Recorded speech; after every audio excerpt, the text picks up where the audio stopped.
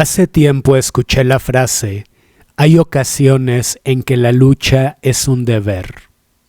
Es claro que quien la dijo lo decía en un claro sentido moral. No me parece desafortunado dicho posicionamiento, tanto que vale la pena problematizarlo para ver las complejas perspectivas y aristas del mismo, para comprender en qué momento la lucha es un deber o sencillamente la lucha es el resultado del acecho a los límites de nuestra libertad y por lo tanto se elige porque ya no quedan opciones ante nuestra adversidad. Yo estuve aquí es una película británica que nos habla de la relación entre nuestros afectos y nuestras rebeldías. Después de verla, no deja de asaltarme la pregunta, ¿hasta qué punto aquellas manifestaciones que consideramos propias de nuestra protesta y transgresión han dejado de serlo para acabar subsumidas por nuestras dinámicas de consumo y producción?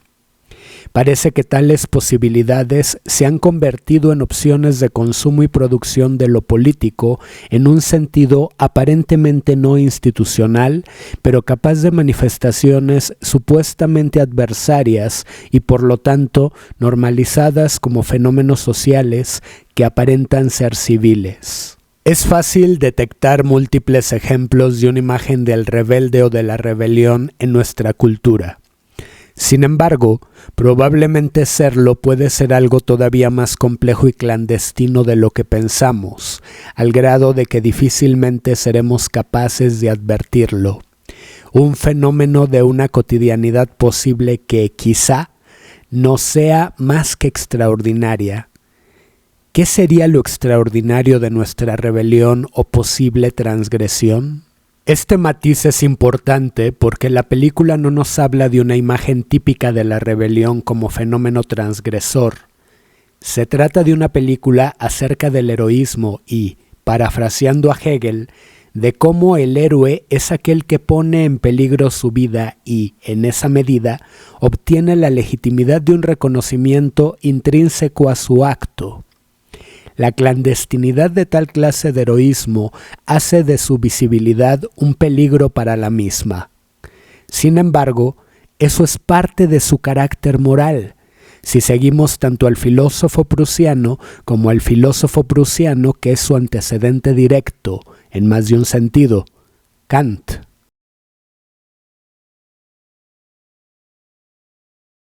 Toby es un chico de clase media que vive en Londres. Su madre es una psicoterapeuta que atiende a jóvenes de una edad cercana a la de su hijo.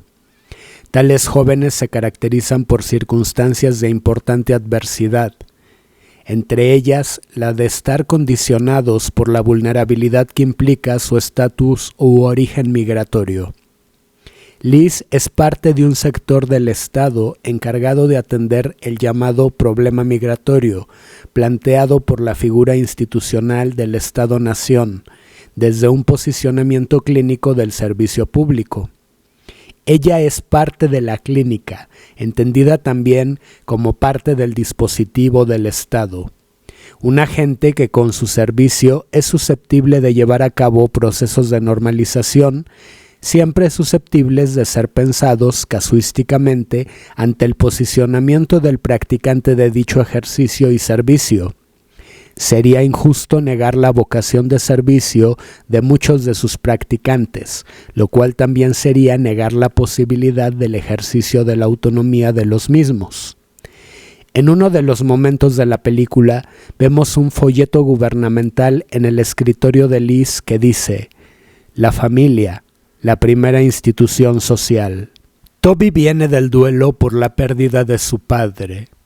Es un chico al que se le dificulta permanecer en la escuela, al grado de acabar por abandonarla, al igual que conservar un empleo. Su pasión es el graffiti. En dicho arte encuentra una posibilidad de transgresión que probablemente considera contracultural y parte de las potencias lúdicas de una poética en la que se manifiesta un posicionamiento consciente ante el mundo que compartimos. El protagonista del film, con ayuda de su amigo Jay, entra a las casas de gente privilegiada para poner un mismo graffiti que dé cuenta de la posibilidad de la invasión de sus casas, un acto de territorialización que desafía la aparente seguridad e invulnerabilidad de quien ejerce o detenta el poder. El discurso de dicho graffiti le da nombre al film: Yo estuve aquí. Una declaración de la presencia del vulnerable y no privilegiado en uno de los ámbitos personales e íntimos de un poderoso y privilegiado. Se trata de la aparente transgresión por parte de un integrante del colectivo que, muy probablemente para más de un poderoso, sería un ser sujetable e inferior. Al principio de la película vemos la consumación de uno de sus actos subversivos. Toby y Jay han entrado a la casa de un banquero. Cuando este último ingresa a su domicilio junto a su pareja, advierten que han sido invadidos. Babak Ambari, director de la película, tomó la muy aguda decisión de musicalizar ese momento con el pasaje de Beethoven que utilizó Kubrick en Naranja Mecánica para presentar a Alex Delarge en la primer secuencia de tan importante película. Una manera de hacer presente un referente de transgresión y clandestinidad que cuestiona el dispositivo de poder y su capacidad de control como un fenómeno problemático de la libertad que permite, al igual que de los efectos de dicha restricción que pueden derivar en marginalidades cuestionables y susceptibles de criminalización ante lo cuestionable de sus procesos de integración. El protagonista se entera de tales domicilios y de las condiciones de seguridad de los mismos gracias a Jay, su mejor amigo, cómplice de tal conspiración que trabaja dando mantenimiento y reparación a las casas de la clase social más acomodada de Londres, lo cual le permite tener acceso a las mismas. Jay estuvo en la cárcel por vandalismo, fue criminalizado por su participación en una protesta, lo cual le costó 6 meses de cárcel por tener antecedentes de ingreso a propiedad privada, un edificio abandonado. El amigo de Toby vive con Naz, su novia, una chica de origen indio apasionada por las ciencias sociales y el estudio legal del tema migratorio. Naz está en proceso de egreso de la universidad. A ambos los une de diferente manera su preocupación por el mundo, a pesar de sus diferencias. Lo que los une se manifiesta especialmente en lo común de ser parte de un sector vulnerable por su origen y condición migrante. En este contexto, Liz conoció a Jay y este último se hizo amigo de Toby. De esta forma podemos inferir los orígenes de las convicciones y sensibilidad del hijo de Liz. El autor de dicha conspiración está dispuesto a lograr su presencia en el mundo como potencia transgresora y subversiva en el mismo. De dicha sensibilidad, el protagonista deja constancia en una de las primeras secuencias del film. Una indigente, probablemente del centro de Europa, está pidiendo dinero en el metro porque no tiene hogar ni recursos para sostenerse. Un altavoz anuncia en dicho recinto que está prohibida la vagancia y que no debe fomentarse tal comportamiento, como si se tratara de un ejercicio de elección el que lleva a cabo quien pide dinero para subsistir. Si bien es cierto que hay constancia de que también puede tratarse de un fenómeno de engaño o explotación, como sucede en varios países del mundo, entre ellos el nuestro, también es innegable lo posible que puede ser dicho estadio de indefensión, al igual que su importante frecuencia en nuestra vida civil. Es aquí cuando podemos advertir que hay acciones en las que nuestros actos pueden llegar a constituir una de las pocas opciones que tenemos ante nuestra adversidad. La mujer, todo indica, no pide dinero porque quiera, sino porque su circunstancia la obliga. Los límites de nuestro cuerpo son ineludibles, la mortalidad y necesidad del mismo, nuestra finitud nos es constitutiva. Toby reconoce el deber de la lucha ante esta situación, se percata del desprecio de otro usuario del metro por dicha mujer, después de escuchar el señalamiento moral emitido por el altavoz de la estación en la que se encuentra. Dicho usuario, evidentemente, está mejor posicionado social y económicamente que la mujer que solicita ayuda.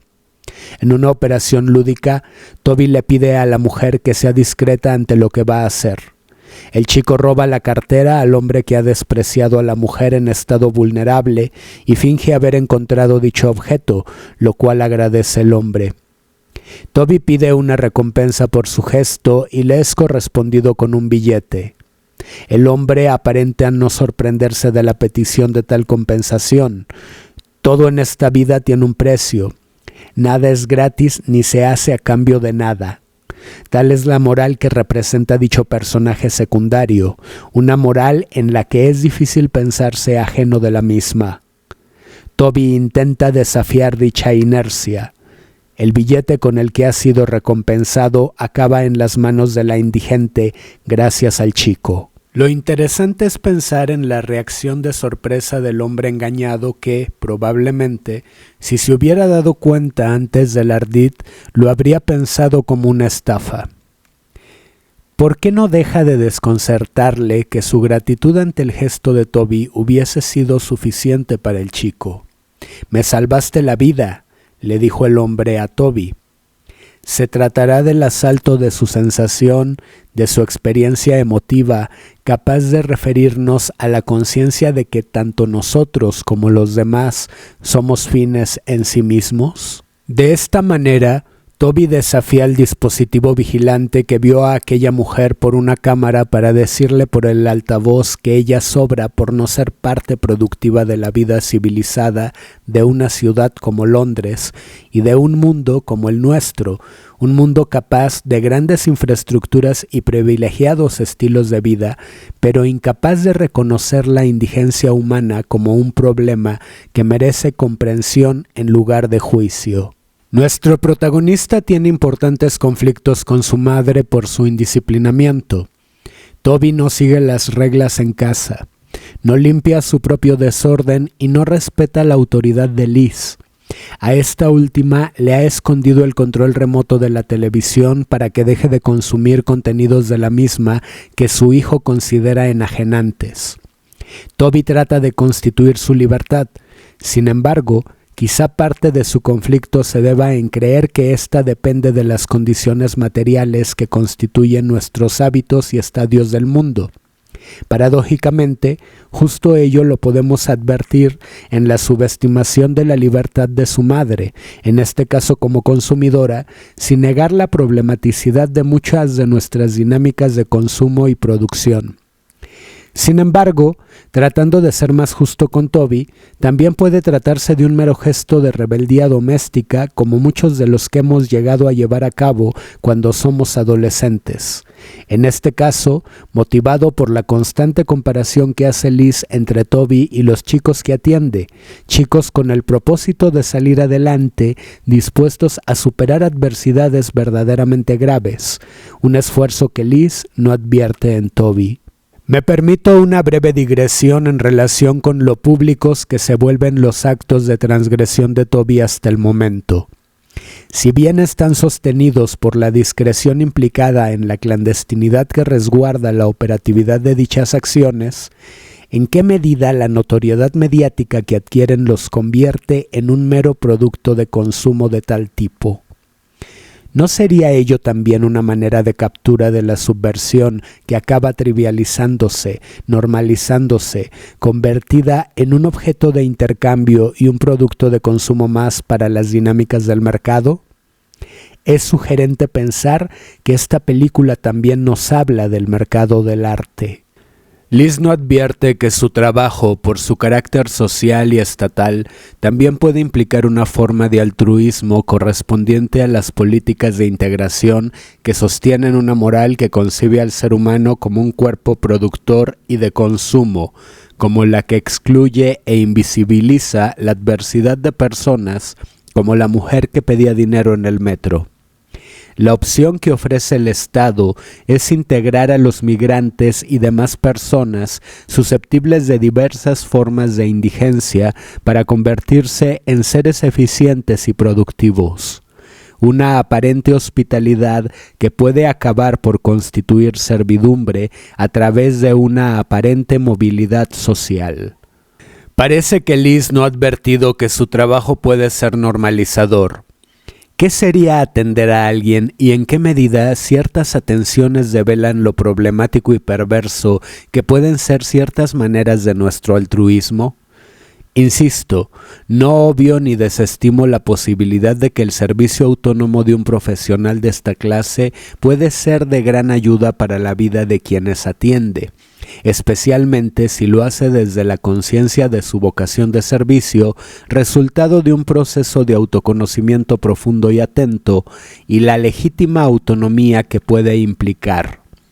Sin embargo, ¿qué sería desde tal perspectiva la integración si se trata de lograr que el integrado sea un miembro productivo y eficiente de nuestra sociedad? Se trata, entonces, de constituir a un posible consumidor productivo que con su capacidad de consumo evidencie ser funcional y orgánico para el dispositivo del Estado. Por otra parte, tratando de ver lo problemático de nuestros personajes de manera más profunda, en el caso de Toby, ¿qué tanto enmascara su circunstancia familiar con lo que considera la misión que vertebra su vida? Es constante el reclamo hacia su madre en relación con su posicionamiento social y sus hábitos de consumo, además de la constante discusión entre ellos por el acceso de Toby a la herencia que le dejó su padre. ¿Qué tanto podemos alejarnos de la responsabilidad de cuidar de nosotros mismos por comprometernos con salvar al mundo o la vida de los demás? No pretendo juzgar a Toby, me parece admirable su sensibilidad dotada de una profunda empatía.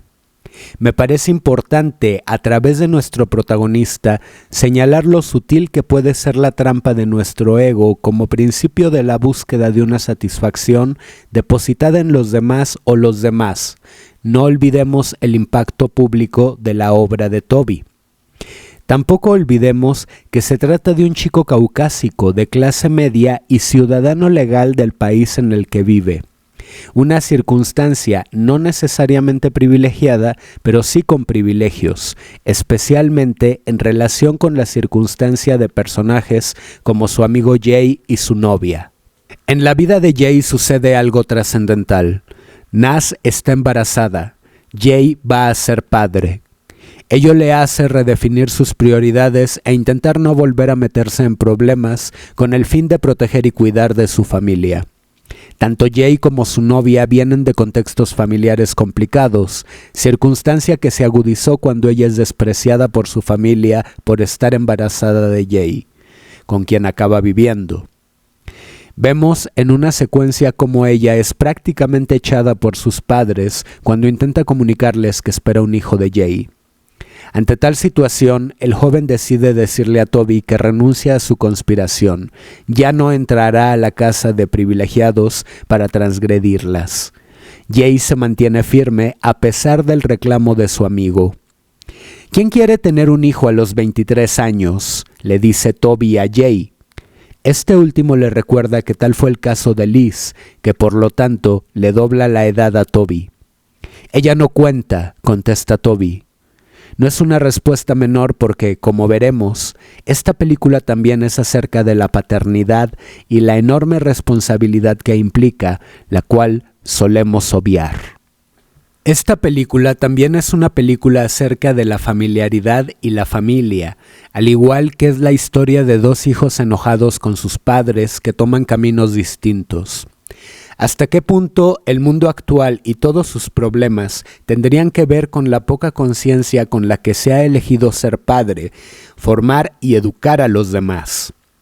¿Y en qué medida nuestros problemas con el mundo y sus instituciones reflejan nuestros problemas con nuestros padres? Estamos ante un núcleo que vertebra y repercute muchos de los aspectos más importantes de nuestra vida, porque la familia es uno de los primeros horizontes, además del fundamental, de nuestros afectos. En ese sentido, recordemos el folleto en el escritorio de Liz: la familia, la primera institución social. En un sentido, es advertible que así sea, Sin embargo, lo grave es que la misma quede supeditada a una sola manera de comprenderla: la familia como una institución de consumo y producción supeditada a las condiciones impuestas por poderes fácticos representados principalmente por el Estado. La última casa en la que Jay trabajó fue la de una alta autoridad del sistema legal británico, un destacado ex juez, Hector Blake, que adquirió reconocimiento por su ayuda gratuita a la causa migratoria y a contribuir a favor de la justicia de las condiciones para la atención de dicho sector vulnerable, lo cual incluye mejorar las leyes que procesan tal circunstancia y todas las situaciones alrededor de las mismas, especialmente aquellas que constituyen una adversidad. Tal posicionamiento lo llevó a su renuncia como juez al considerar dicho puesto como la ostentación de un privilegio con bases económicas y raciales. Habría que pensar si la atención al llamado problema migratorio se trata de la atención de lo que constituye una adversidad para el Estado o la atención de la adversidad de los migrantes, especialmente aquellos que, como escucharemos en palabras de otro personaje, son pobres y no tienen a dónde ir. Hector Blake es un personaje que más de uno consideraría progresista. Viene de una familia colonialista y tremendamente conservadora. Pareciera que trata de revertir la imagen social que constituye la que hoy resulta la problemática herencia de su ascendencia, un legado que décadas atrás sería parte de la arraigada normalidad de la vida civil de los británicos. Jay consigue tomar fotografías del artefacto principal del sistema de seguridad de la casa de dicho personaje. Tales capturas son enviadas a Toby, consiguiendo así la información necesaria para un nuevo acto de transgresión. También manda una foto del ex juez. En ella Toby advierte lo que considera signos de las fisuras de la máscara social de Blake. Marfil y demás materiales exclusivos son parte del decorado de la foto, los cuales hacen resonancia con toda una tradición de dominación. Símbolos de simpatía con el esclavismo y el colonialismo, una evidencia para Toby de lo que oculta la supuesta conciencia del antiguo magistrado. Me parece importante atender la presencia de las fotos de la sala de dicho hombre privilegiado. Estas aparecen durante la secuencia en la que Jay explora la casa del juez. En ellas, el ex juez comparte un evento con celebridades tan reputadas como el rey Carlos III, cuando tan solo era el príncipe Carlos, Tony Blair y Richard Branson, fundador de Virgin, alguna vez editor de uno de los fenómenos más importantes de la llamada contracultura y de la historia de la música pop, el disco Nevermind the Bollocks de los Sex Pistols, un producto de consumo de cierta imagen de la rebelión. No quiero desestimar dicha obra musical. De hecho, además de ser de mi gusto, me parece un importante fenómeno de la llamada cultura pop. Solo me parece importante abrir nuevamente una pregunta en relación con dicho signo. ¿De qué manera ciertas imágenes de la rebelión también son productos de consumo y producción? ¿Hasta qué punto nuestras rebeldías son capturables? ¿En qué medida la captura de las mismas puede ser parte de la estrategia de tales procesos? Sin embargo, a pesar del surgimiento de un nuevo ejercicio transgresor, Jay decide renunciar. Inmediatamente después de su exploración de la casa del ex juez, Jay se entera de que va a ser padre y eso lo cambia todo. Sin duda, la paternidad es un fenómeno de tan incuestionable magnitud. Toby decide no desistir de lo que, podemos inferir, ha asumido como el sentido de su vida. Nuestro protagonista se ha vuelto a pelear con su madre. Ha decidido irse de casa y no volver jamás. Lanza contra una pared el control remoto que le había ocultado a Liz para destrozarlo. Un claro signo de rabia y enojo que, quizá, sublima una violencia contra su madre. Después de ello, ya sin Jay, Toby lleva a cabo su invasión del territorio íntimo de un privilegiado. la prueba de fuego de un nuevo comienzo totalmente solo que lo pondrá en una circunstancia que evidenciará el coraje de este chico y lo honesta que resulta su conciencia libertaria con toda la falibilidad de un hombre rebelde, capaz de equivocarse, pero también capaz de no dudar de la guía de su sensación. Toby logra entrar a la casa del ex juez. Elige el espacio central y principal de la sala de la casa, justo detrás del imponente retrato del severo padre de Blake. El joven quita el retrato y justo cuando se disponía a hacer su acto poético de transgresión, escucha un ruido en el sótano. Toby baja a ver qué hay. Descubre que el sonido viene del acceso al sótano de la casa.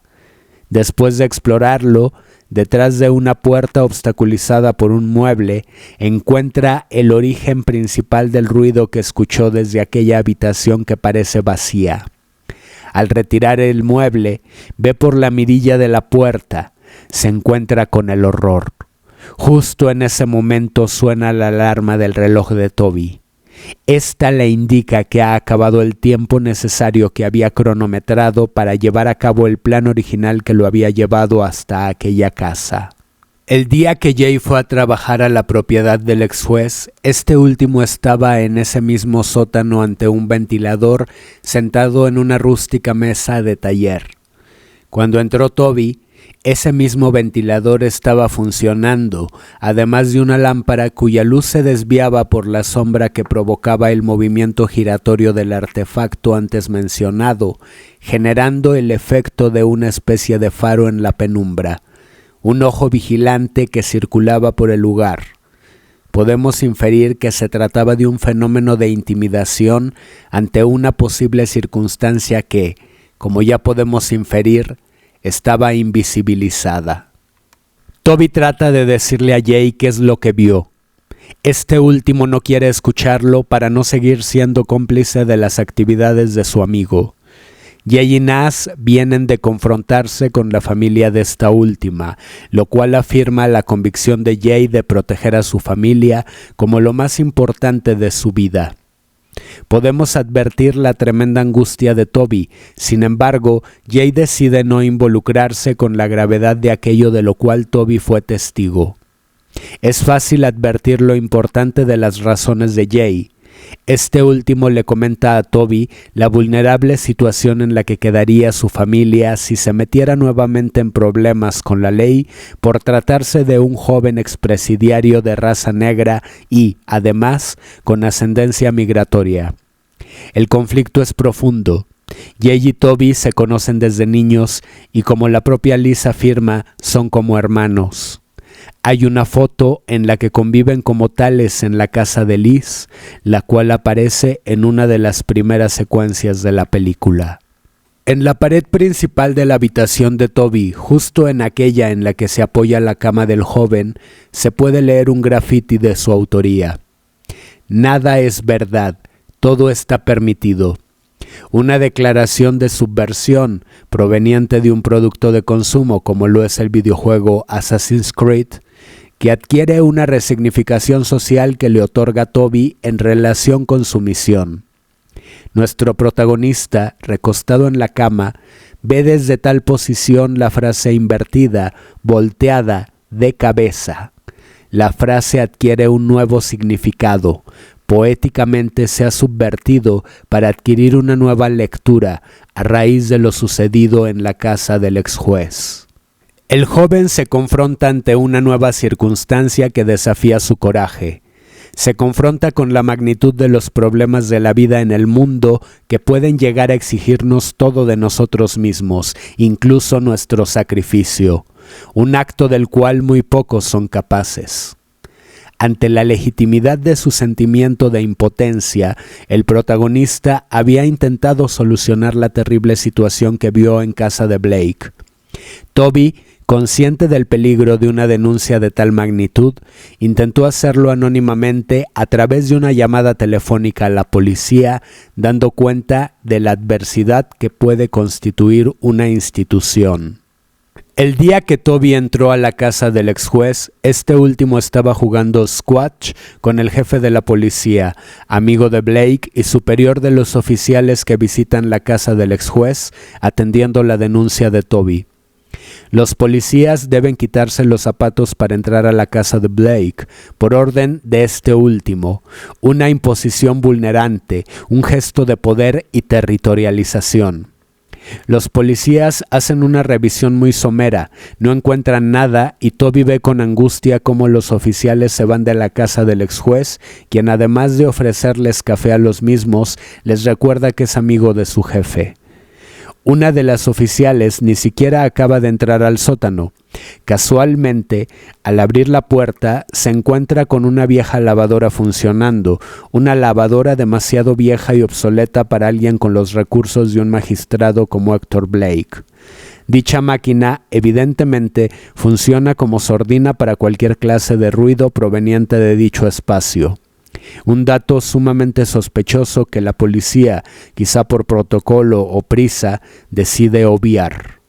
Blake advirtió que alguien había entrado a su casa.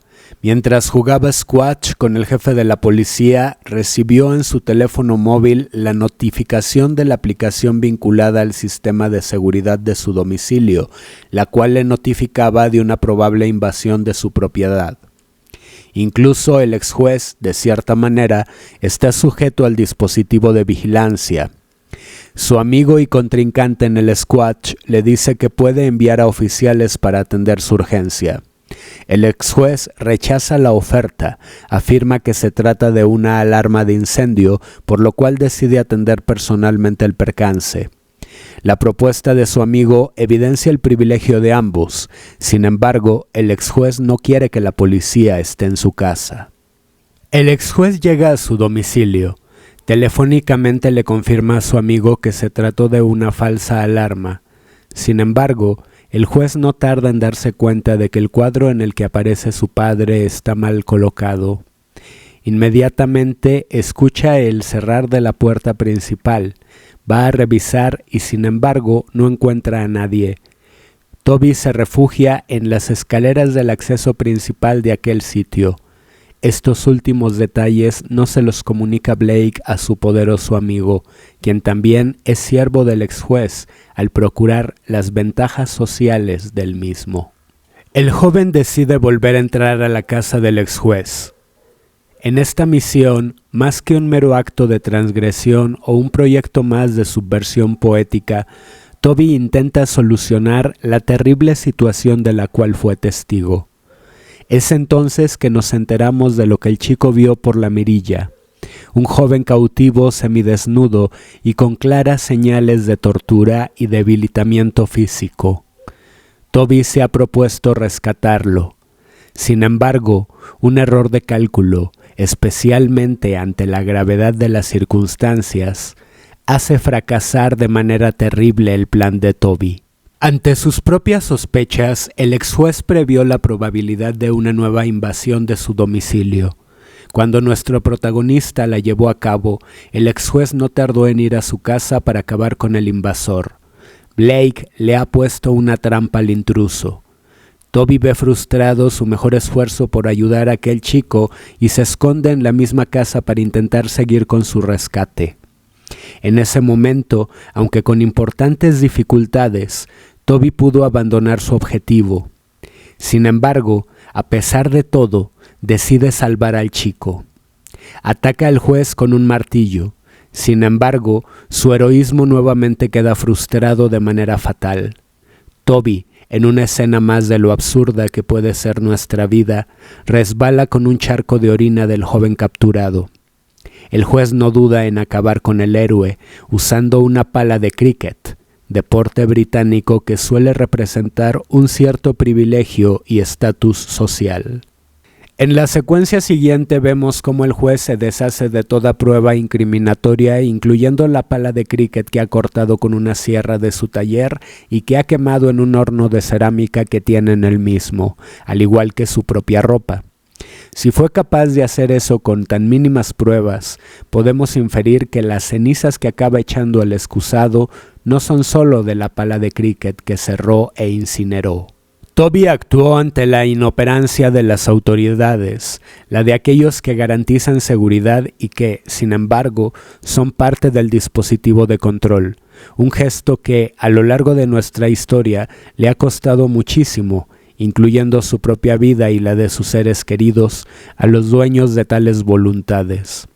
¿Será que la vulneración de aquellos que tienen tal coraje sea parte del propósito del ejercicio de dicha indolencia como parte del control de quienes representan una amenaza para el poder del dispositivo por ser capaces de una voluntad de justicia, un heroísmo que para las instituciones del dispositivo representa un obstáculo a sus intereses?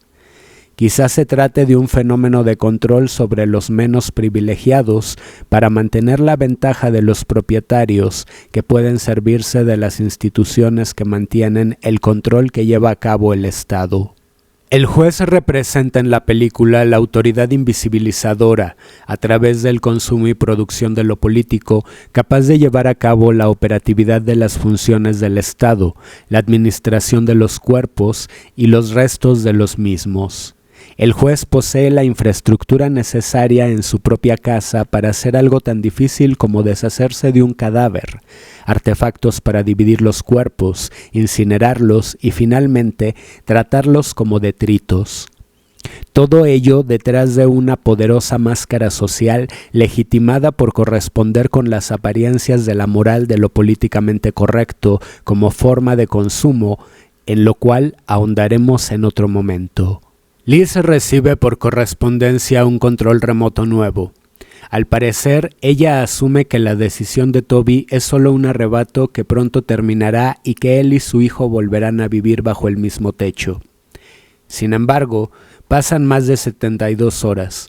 La madre de Toby empieza a inquietarse. El control remoto que aparece a cuadro propicia la reflexión acerca de lo fútil y reemplazable, un signo de los detonantes cotidianos de las peleas con Toby que, dadas las circunstancias de este último en las secuencias recientes, contrastan con lo irremediable de la pérdida y ausencia de quienes nos importan. Liz empieza a padecer la ausencia de su hijo, presiente que algo importante pasa con él. Su angustia se incrementa ante el hecho de percatarse de que el teléfono de Toby lleva apagado un periodo considerable. Finalmente, Liz decide reportar a la policía la ausencia de su hijo. Ante tal panorama, busca a Jay, quien considera que se trata de uno más de los extravíos del joven. Cuando Liz le comenta que ha contactado con sus amigos para saber algo de él, en broma el chico le dice inoportunamente: «No sabía que Toby tiene amigos», ante lo cual se disculpa. Ante las preguntas de la policía y de Liz, Jay mantiene la confidencialidad del proyecto de subversión en el que estaba involucrado como cómplice de su amigo. Un gesto de lealtad, aunque seguramente también de seguridad ante su nueva circunstancia. Jay le dice a la policía encargada que hacía meses que no lo veía, lo cual le resulta sospechoso a la detectiva encargada del caso, tratándose de un chico que se considera y es considerado un hermano del muchacho desaparecido. Jay se excusa por estar distraído, atendiendo los menesteres de su paternidad. Liz cree que él sabe algo. Efectivamente, así es. Sin embargo, Jay logra disimular. Jay intenta contactarse con su amigo a través de sus medios, sin embargo, no lo consigue. Es entonces que asume el hecho de que su desaparición quizá haya tenido que ver con su plan más reciente, entrar a la casa del ex juez para llevar a cabo su intervención poética del espacio privado de un privilegiado. Es interesante pensarlo. Algo salió mal en el territorio de una persona sumamente poderosa y con los medios suficientes para tomar alguna clase de represalia por su privilegio. ¿Cuál sería la magnitud de esta y qué consecuencia podría tener? ¿De qué manera hemos alimentado desde una cultura del privilegio una cultura del abuso del poder, la impunidad y por lo tanto una cultura de la injusticia normalizada al grado de la normalización de la misma como fenómeno de nuestra indolencia? El ex juez vive en Pitt Road, calle que lleva el nombre de un célebre y destacado primer ministro de Inglaterra, el cual pasó a la historia conocido como Pitt el Sabio, Efectivamente, el que junto con Lord Palmerston se hizo famoso gracias a un capítulo clásico de Los Simpson. Jay busca pistas en la medida en la cual evite meterse en problemas. Decide ir al domicilio del juez para saber más del mismo. Parece buscar un resquicio que le permita obtener alguna pista del paradero de su amigo. Decide robar el correo del ex juez para saber más de este último. Sin embargo, es arrestado. Llega la policía. Jay fue denunciado por Blake, a quien Jay logra advertir oculto detrás de una de las ventanas de su casa. Obviamente, el ex juez está en guardia a raíz de los recientes acontecimientos. Se trata de una manifestación del ojo vigilante de la denuncia de un vecindario privilegiado cuyos integrantes fungen como activadores del dispositivo policíaco. En este caso, se denuncia la supuesta amenaza de un colonizado, sujeto por la hospitalidad del país que ha subsumido a su país de origen, sospechoso invasor del territorio cotidiano de un colonizador. Jay cometió el error de llevar consigo una colilla de marihuana. Tal situación incrementa su adversidad por sus antecedentes penales. En una especie de licencia poética bastante desconcertante, Jay es liberado cuando le explica al policía que lo interroga que tan solo es un futuro nuevo padre que intenta despejarse de lo avasallante que le resulta su nueva vida. Jay apela a la comprensión del policía, hombre casado y padre de familia, infiere Jay al ver la sortija del hombre en su dedo anular izquierdo. La comprensión de dicha situación por parte del oficial encargado me resulta demasiado compasiva. No imposible, pero sí improbable, aunque también hay una falta de pruebas de delito mayor alguno contra Jay. Este último es liberado. Cabe destacar que entre los oficiales que lo arrestaron se encuentra una mujer afrodescendiente a la cual Jay le dice en el momento de su arresto: «No es común ver hombres negros en este vecindario», un signo por parte del director que remite a la captura del dispositivo, ser parte del poder ejecutor de una violencia legitimada para no ser víctima de la misma. Esto lo planteo como una mera inferencia, porque también podemos interpretar de dicha forma a este elemento del film sin ser tajante o sin excluir otra lectura posible. Lo sugerente es pensar tal voluntad como parte de una estrategia de sobrevivencia ante una violencia institucionalizada, especialmente ante circunstancias particularmente adversas, con el fin de comprenderlas más que de juzgarlas.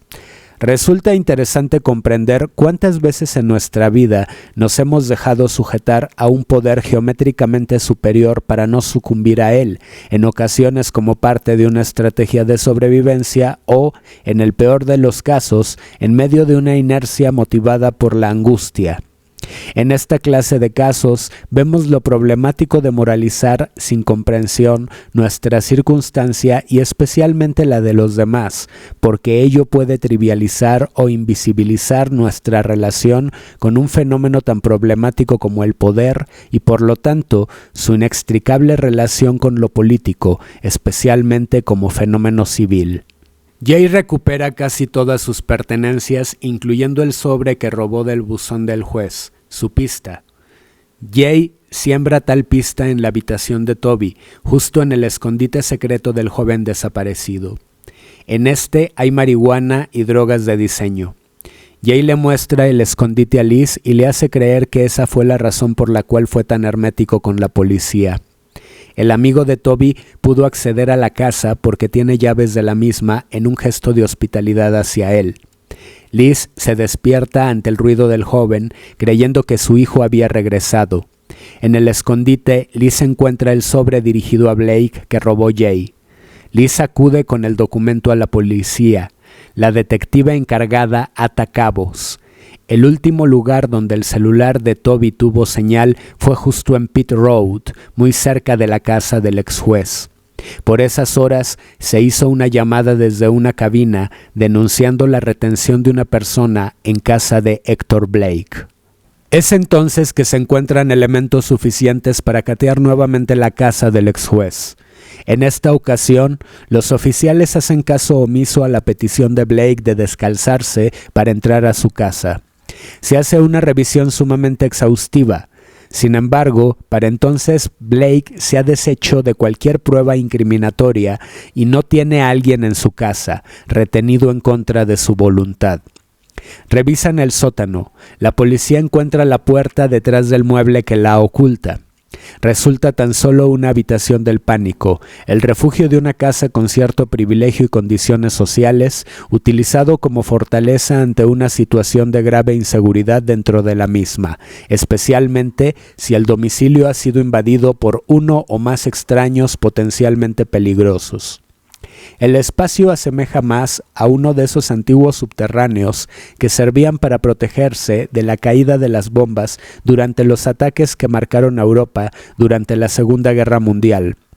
Ello nos habla de la antigüedad y privilegio de dicha residencia, la cual bien podría corresponder con dicha época, un momento en el que las casas tenían que tener dichas condiciones de sobrevivencia, fenómeno que se replicaría de manera semejante en Estados Unidos durante la Guerra Fría, sótanos y refugios antibombas en las casas, que pudieran servir como refugio ante la caída de una bomba atómica durante la también llamada era nuclear y era atómica. Durante el cateo, la policía encuentra un defecto en dicho espacio. La mirilla de la puerta, en lugar de proveer de visión al exterior de la habitación, lo hace hacia el interior de la misma.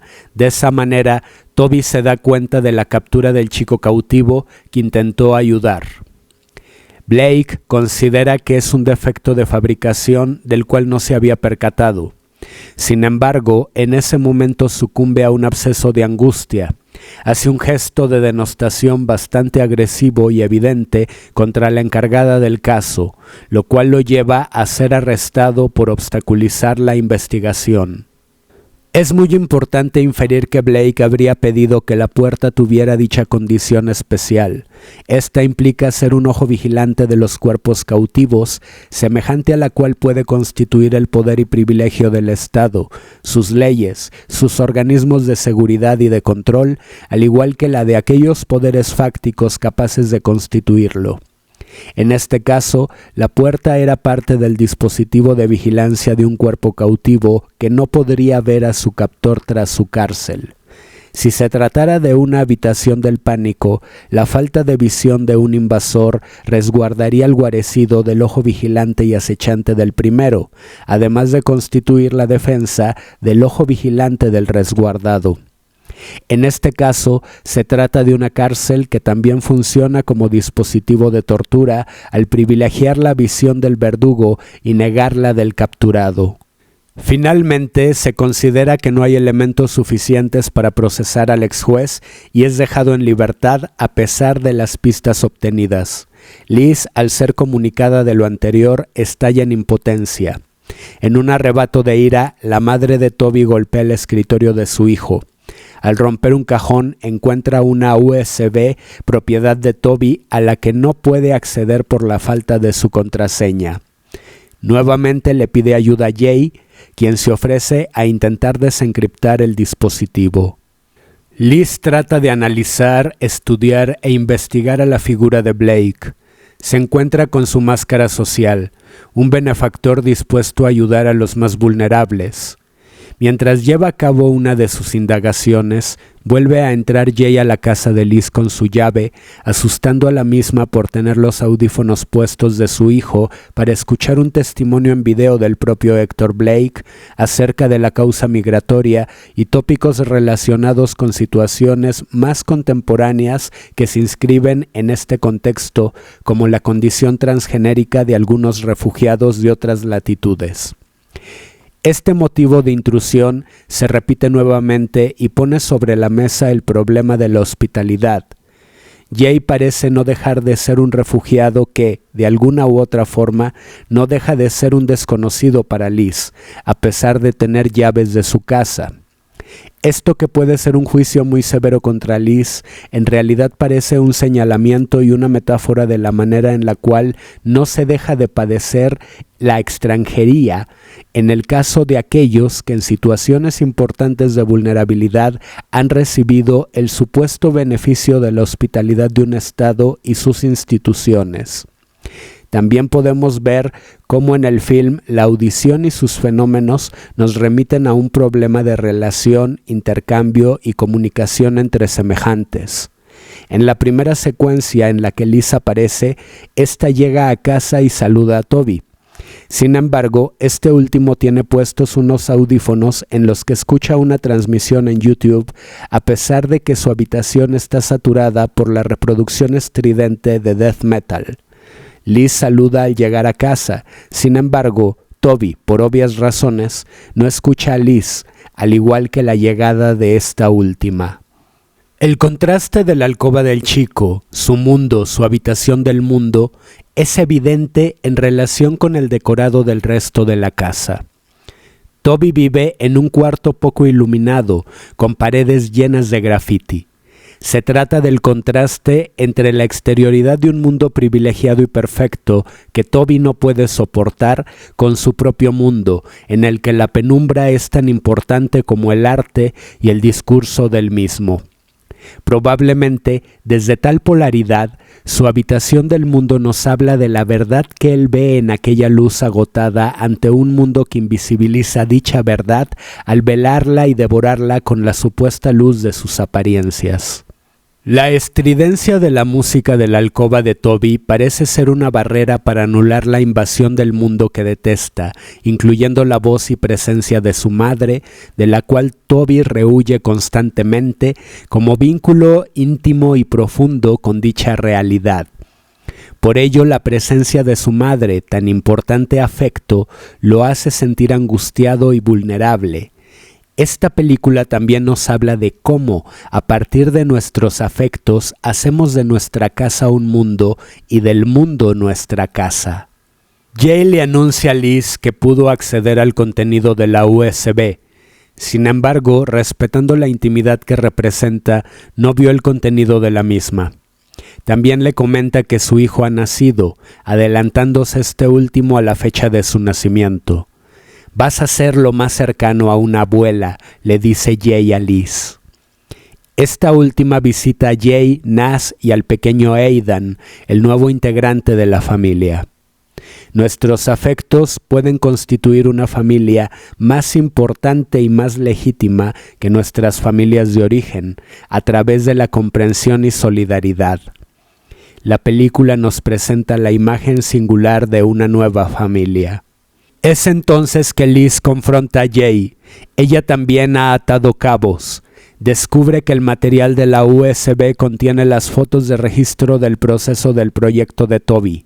Yo estuve aquí, en las que Liz ha reconocido el tatuaje de la inicial de Nas en el dorso de una de las manos de Jay. Liz infiere que Toby quiso entrar a la casa del ex juez y que algo salió mal. Jay le explica que abandonó el proyecto para cuidar de Nas y su hijo, a pesar de que él también compartía el proyecto de cambiar el mundo a través del graffiti. El propio Toby se lo echó en cara cuando Jay decidió abandonar el proceso, señalándole que la idea original había sido de él.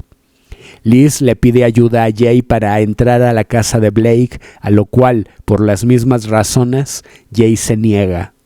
Es entonces que Liz se decepciona profundamente de Jay y le hace un reclamo digno de análisis.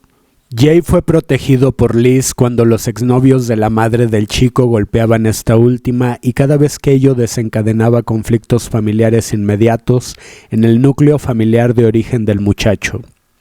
Si bien es comprensible la angustia y soledad de Liz, tal posicionamiento me lleva a preguntar: ¿cuáles son los límites entre nuestra gratitud, nuestra solidaridad y el compromiso que supuestamente implican? ¿Por qué Jay tendría que estar lo suficientemente agradecido con Liz como para poner en riesgo a él y a su nueva familia? Si recordamos la secuencia en la que aparentemente un hombre recuperó su cartera a manos de Toby, dicho personaje secundario se desconcierta por no ser suficiente su gratitud y tener que dar algo a cambio de dicho gesto.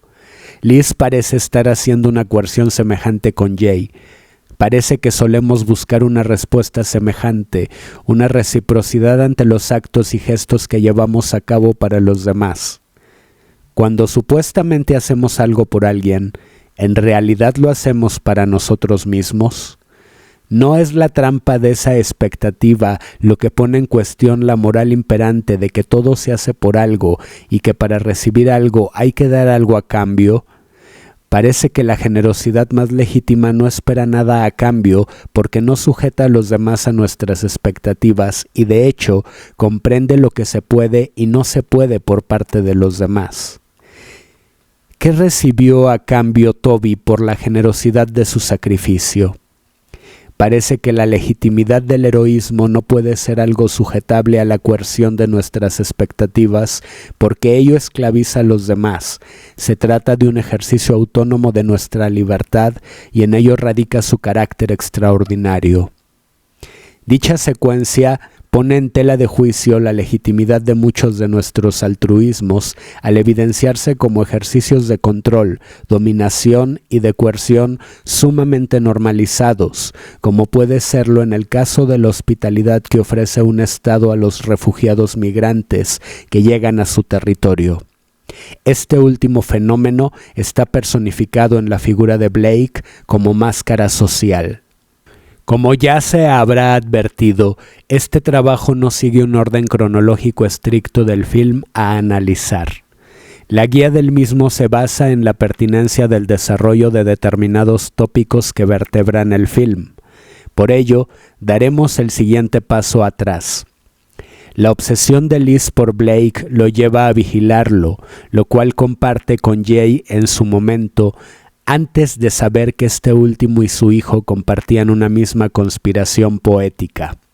En medio de esa vigilancia ocurre algo significativo que nos permite comprender mejor al personaje de Hector Blake para también dar cuenta de lo profundo y complejo que resulta tan relevante film. Después de que queda desestimada la causa legal por la que Blake fue sospechoso, en la siguiente secuencia se ve al ex juez yendo a un lujoso spa en el cual nada y recibe masaje de parte de un atractivo joven llamado Omid. Este último le comparte su historia a Blake. Ha perdido contacto con sus padres, quienes lo han desheredado por su homosexualidad, una situación sumamente adversa en dicho país que ha obligado a las personas con tal condición a someterse a un forzado y polémico proceso de reasignación sexual. Tal aversión, además del rechazo de su familia, ha hecho huir al joven de su país que, además, históricamente ha tenido procesos políticos muy convulsos. El joven solo tiene contacto con su hermana, la cual vive en Teherán, capital de dicho país. Inmediatamente Blake detecta la ventaja que ello representa para él, la vulnerabilidad del chico por su falta de relaciones familiares y gubernamentales. El ex juez le pregunta a Omid por su estatus laboral y migratorio. El chico le hace saber que su residencia está en proceso y que su situación es complicada por la incredulidad de los funcionarios correspondientes en relación con su orientación sexual. Blake le ofrece su ayuda y lo invita a su casa esa misma tarde. Es notable el auge actual que hay por el tema del true crime, un género que también ha sido de mi interés desde niño, por la fascinación que provocan las posibilidades de la condición humana que causa tal clase de historias. Crecí viendo programas como Misterios sin resolver, además de programas relacionados con el fenómeno ovni y paranormal. El auge se evidencia con mayor contundencia con el arrollador éxito de la serie Monster, la vida de Jeffrey Dahmer, la cual disfruté muchísimo y también recomiendo ampliamente. Lo anterior lo comento porque es advertible la influencia de la figura de John Wayne Gacy en el personaje de Hector Blake.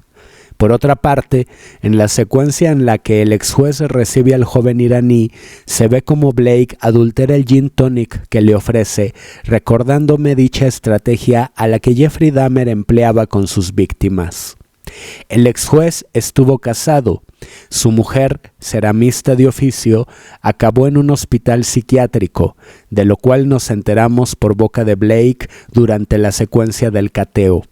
lo cual es un dato que nos revela la difícil vida al lado de su marido, quien, podemos inferir, según el planteamiento de la película, representa a una persona que podría ser diagnosticado con trastorno antisocial de la personalidad, lo que coloquialmente llamamos psicópata, aunque también podría tratarse de un sociópata, también tomando en cuenta la historia de abusos y maltratos que Blake recibió por parte de su padre en su contexto familiar inmediato.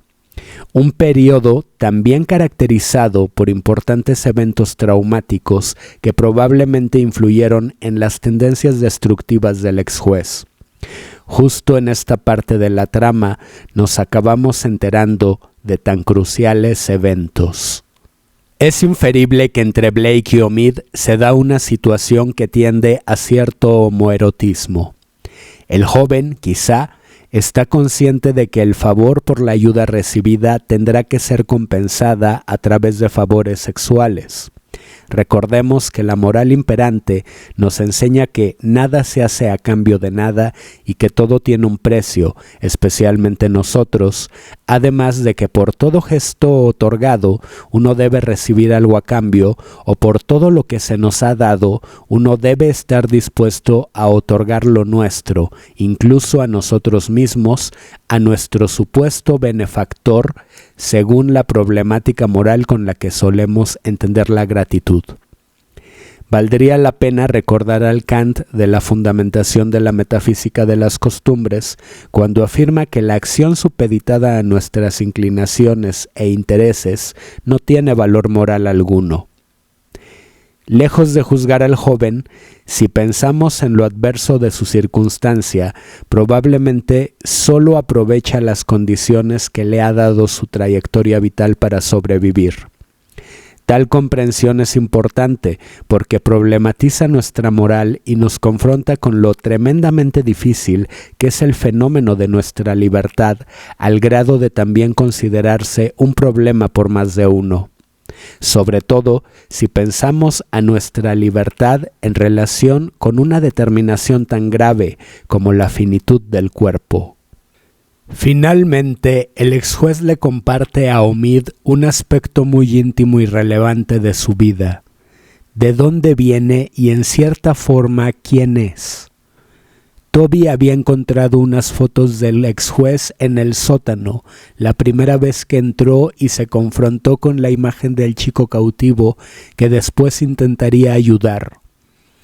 En una de las fotos vemos a un niño, Héctor, a temprana edad, un adolescente, Ravi, sirviente de la familia Blake, y un hombre mayor, el padre de Héctor. En la siguiente foto vemos a Ravi al lado de Héctor en su época de infancia. En la última foto solo está Ravi desnudo, posando en una pose sugerente. Blake le cuenta a Omid acerca de Ravi, un joven parsí de la India que sirvió a su familia. El juez le cuenta al joven iraní que se trató de un chico migrante que primero trabajó en una fábrica propiedad de su padre para acabar llegando a la casa de los Blake. Sin embargo, al poco tiempo, el padre de Blake, el severo hombre del retrato en la sala de la casa del ex juez, hizo de Ravi su amante, desplazando de sus vidas a su hijo y a su esposa. Esta última acabó suicidándose. Fue hallada por Héctor cuando era niño, desangrándose en la bañera de su casa. Minutos antes, el joven iraní había sugerido que el cuadro era una especie de memoria feliz del padre de Héctor. No es así, sino algo más complejo, según el propio ex juez, al tratar de explicarle a Omid la presencia de dicha imagen en su casa. Entonces también lo tiene ahí para mostrarle cada vez que quiera su dedo medio, le dijo en tono alegre el chico a Blake, lo cual este último, riendo, no negó del todo. Omid también había sido conducido ahí para escuchar la historia de Blake, probablemente como parte de un ritual previo para la posterior captura y exterminio por parte del depredador. ¿Sabes qué le pasó a Ravi?, le preguntó Héctor al joven. Este último empieza a evidenciar angustia, pide permiso para ir al baño, y es entonces que siente los primeros efectos de la sustancia que puso Blake en el trago del chico. Omid, como varias personas ajenas a la casa de Blake a lo largo del film, tuvo que descalzarse. También podría pensarse dicha imposición como un intento de eliminar el mayor rastro posible de sus presencias en casa del exmagistrado. El chico no encuentra sus zapatos. Claramente dicho gesto de territorialización también es un acto de vulneración por parte del privilegiado, un gesto de coerción para propiciar un tipo de desnudez. Blake invita a Omid a que se calme. Según el antiguo magistrado, probablemente la bebida había sido demasiado para el joven. Blake lo deja nuevamente en el sofá de su sala.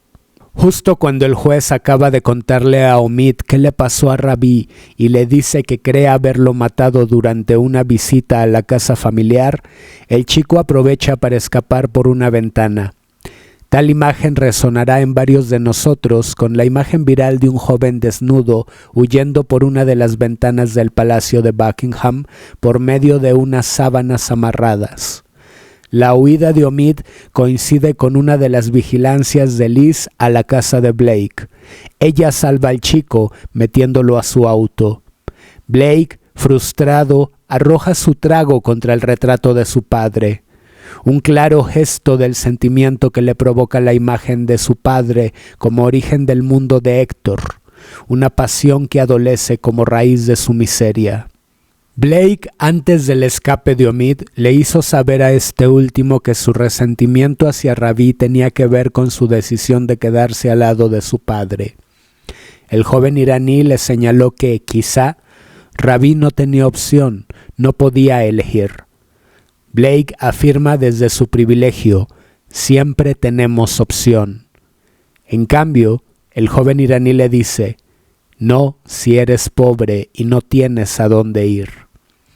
Es revelador pensar en los límites de nuestra libertad y la relación de los mismos con la inextricable finitud de nuestros cuerpos, la cual, podemos inferir, también constituye nuestro destino, incluyendo la definitividad de una muerte inevitable, la muerte de seres humanos que, generalmente, quieren vivir. Vemos nuevamente a un hijo enojado con su padre, un personaje atravesado por lo terrible de un contexto familiar tan adverso y comprometido con las apariencias y el poder como germen de la profundidad de los afectos de dicho personaje. Nuevamente vemos la relevancia que puede tener nuestra familia en nuestra vida. No trato de justificar a Blake porque no llevo a cabo juicio alguno. Intento comprender, poner sobre la mesa la complejidad de un paisaje de lo humano que también posee elementos de lo común de nuestras vidas, a pesar de que ello acabe confrontando, paradójicamente, a Toby Neely con un personaje tan diferente a él como Héctor Blake. Me parece importante advertir una decisión sumamente acertada por parte de los realizadores del film: elegir al excelente actor Hugh Bonneville para interpretar a Héctor Blake.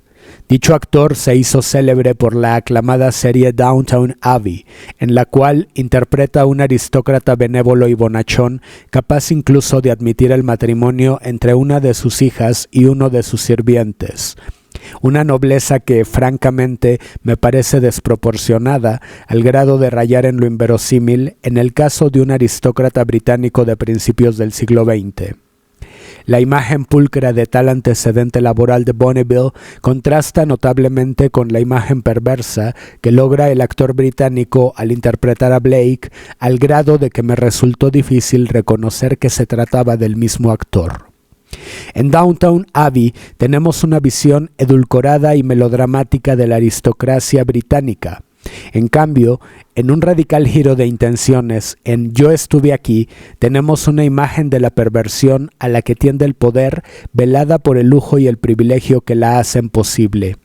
Un referente dramático tan popular como Downton Abbey es aprovechado en ese sentido extradiegético de manera notable, además de que el excelente trabajo de Bonneville corresponde con dicha intención de manera sumamente notable y comprometida. De esa manera, Yo estuve aquí también logra un discurso que dialoga con la sensibilidad de su público inmediato, además de una interlocución con aquellos que vivimos a nivel mundial los fenómenos comunes y cercanos a una experiencia de lo civil y por lo tanto de lo político, normalizadas por dinámicas semejantes de consumo y producción.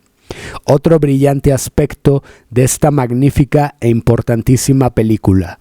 Liz intenta que el chico que ha rescatado denuncie y dé testimonio de lo sucedido con el fin de saber de Toby y detener a Blake.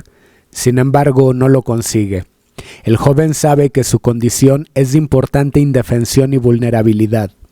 Una denuncia en contra de Blake efectivamente lo dejaría expuesto a una adversidad importante que incluso probablemente le costaría la vida. La desestimación del caso por falta de denuncia y testimonio hace que Liz le pida ayuda a Jay para entrar a casa de Héctor Blake. Blake sabe de la amenaza a sus privilegios que significa la presencia de Omid en la ciudad. Lo contacta nuevamente en su trabajo para amenazarlo con revocar su permiso de estancia en el país, conseguido por el propio Blake. Nuevamente, el joven cae en la trampa para acabar por ser capturado.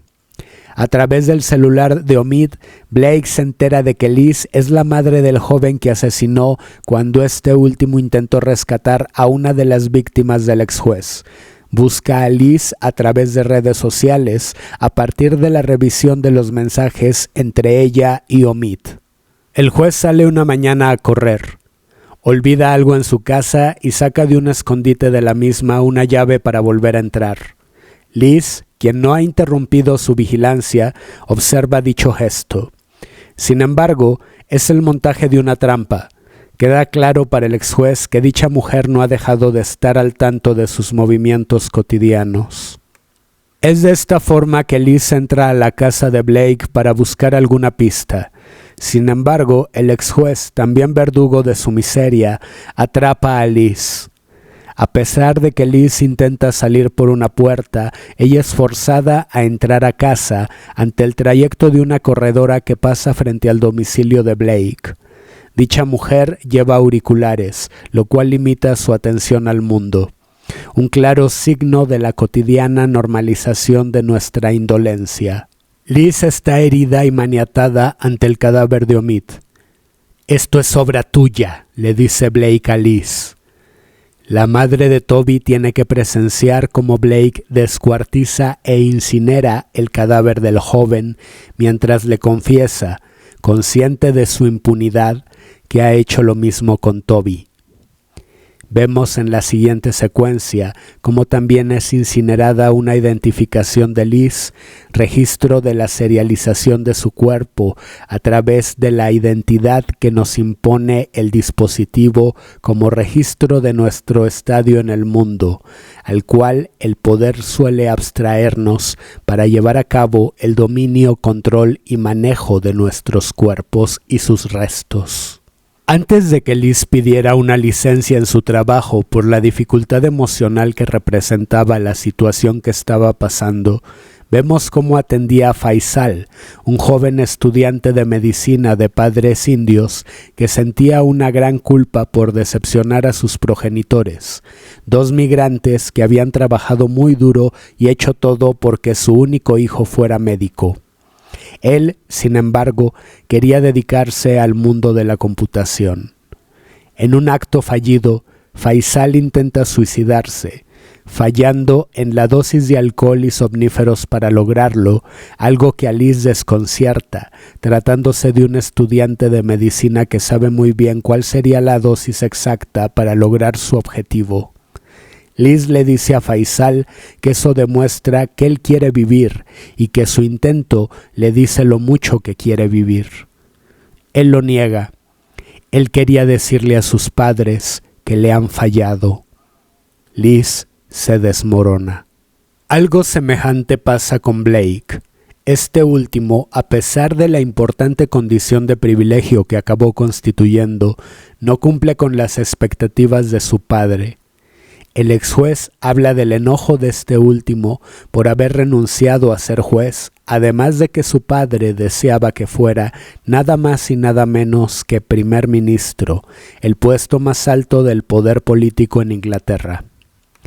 Es entonces que nuevamente nos confrontamos con la moral del sacrificio de uno mismo como acto de gratitud ante los favores recibidos, evidente muchas veces en la relación que solemos llevar a cabo con nuestros padres a través de sus expectativas. Más allá del evidente papel de la culpa en estos procesos y de lo problemático de entender al sacrificio como un acto de gratitud, habría que pensar si nuestra moral, o por lo menos una moral de este tipo, no nos está cosificando al convertirnos en objetos eficientes de consumo del deseo de los demás, además de una fuente de producción del mismo. ¿No es ello convertirnos en los medios para la satisfacción de los intereses privados de los demás? Vemos la agudeza del discurso del film. Una sociedad perversa que se ha constituido desde dicha lógica a través de las relaciones que llevamos a cabo desde el ámbito más íntimo en el que se enraizan nuestros más profundos afectos, nuestra familia de origen. Liz ha desaparecido. Jay se siente responsable por la desaparición de ella y de su amigo. Ello sucede en medio de un momento complicado en el que Naz se siente excluida de la vida de Jay. Este último, claramente, tiene importantes secretos que no quiere compartir con ella para protegerla junto con su hijo, Aidan. Ella le cuestiona si tal falta de confianza puede ser compatible con la reciprocidad y solidaridad de una familia. Es importante preguntarse por lo que compartimos y que, efectivamente, nos une y nos hace familia, con todo y lo complejo de tales lealtades que hacen unión y núcleo. Naz no soporta la discrecionalidad de su pareja y decide irse de casa en los mejores términos posibles. Vemos aquí la complejidad de nuestra intimidad cuando hay vínculos que se basan en compartirla. Lo susceptible de dicha habitación de nosotros mismos, que también implica el legítimo derecho que todos tenemos al secreto como parte del cuidado de nosotros mismos. Difícilmente alguien que no es capaz de cuidar de su intimidad podrá cuidar de alguien más. Jay es una persona que hace lo que puede, desde las adversidades que ponen en peligro su libertad en más de un sentido. Alguien que se confronta con los límites de su libertad para lograr la compleja y dificilísima labor de cumplir con sus responsabilidades más importantes. Jay no solo tiene la responsabilidad de sostener económicamente a su familia, eso no basta para ser un buen padre. Tiene la importante misión de ser el mejor padre posible para Aidan y quizá, si Naz decide volver con él, ser la mejor pareja posible para la madre de su hijo. Lo anterior como parte del acuerdo que Naz no siente correspondido. Vemos cómo el joven trata de ayudar, en la medida de sus posibilidades, a la familia que ha constituido con Toby y Liz, sin fragilizar a Naz y a Aidan. Este último lo necesita, le dice Naz a Jay. Una necesidad manifiesta en la misión de ser padre, que en más de un momento de la película se ve problematizada. Los ejemplos van desde la relación entre Toby y Liz, pasando por la relación entre Omid y sus padres que lo han desheredado, al igual que los padres de Naz que la han expulsado de la familia, hasta la terrible relación entre Héctor Blake y su padre. Este último, por cierto, al igual que Héctor, acabó contribuyendo a la destrucción de su pareja. Así de complejo puede ser querer, un ejercicio de nuestra libertad que no necesariamente es sinónimo de amar. Jay, arrepentido, ingresa a la casa del ex juez. Sin saberlo, parece que intenta acabar con Blake con una pala de cricket semejante a la que mató a su amigo. Sin embargo, el juez se defiende. Tras una ardua batalla, Jay logra someter al juez para repetir una sola pregunta: ¿qué les has hecho? En ese momento, la cámara hace un close-up a una foto sobre la pared en la que está Héctor cuando era niño.